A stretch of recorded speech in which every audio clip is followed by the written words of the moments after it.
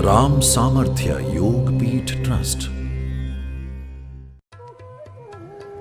महर्षि वाल्मीकि। प्राचीन काल की बात है। एक वन में रत्नाकर नाम का डाकू रहता था। वह बड़ा निर्दय था। वह राह चलते लोगों को लूट लेता था। कभी कभी धन के लालच में वह आदमी को मार भी बैठता था। रत्नाकर की दुष्टता के कारण उस वन के निवासी बड़े दुखी थे। एक दिन की घटना है। नारद मुनि कुछ ऋषि मुनियों के साथ उस वन में से होकर जा रहे थे। रत्नाकर मार्ग में मिला। उसने नारद मुनि से कहा, आपके पास जो कुछ धन दौलत हो वह सब मुझे दे दो, नहीं तो मैं आप सबको मार डालूंगा। नारद मुनि ने हंसकर कहा, भाई, हम लोग साधु महात्मा हैं, हमारे पास धन कहाँ है, हमें जाने दो। रत्नाकर बोला, यदि आप मुझसे धन छिपा रहे हैं तो समझ लीजिए आपको अपने जीवन से हाथ धोना पड़ेगा। फिर कुछ क्षण रुककर क्रोध में वह बोला, बोलो, आपका धन कहाँ है? नारद मुनि ने कहा, अच्छा भाई, हम तुम्हें धन दे देंगे, परंतु तुम पहले हमारी एक बात का उत्तर दो। रत्नाकर बोला, कहो, मैं आपको उत्तर दूंगा। नारद मुनि ने कहा, भाई, यह पाप तुम किस लिए करते हो? रत्नाकर बोला, अपनी गृहस्थी का खर्च चलाने के लिए।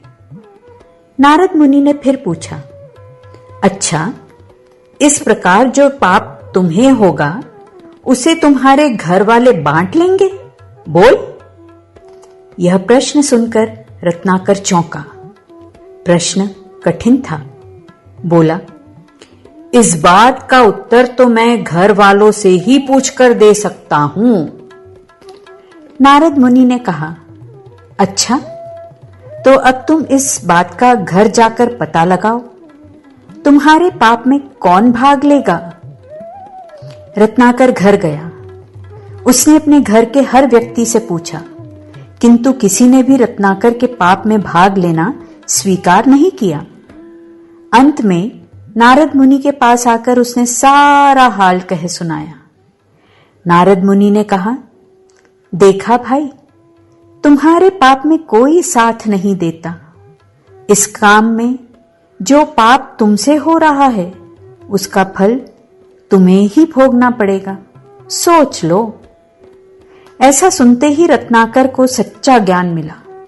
उसने तुरंत घर छोड़ दिया और नारद मुनि से प्रार्थना करके कहने लगा, मुनिवर, मैंने जीवन में बहुत पाप कमाया है, मेरा उद्धार कैसे होगा?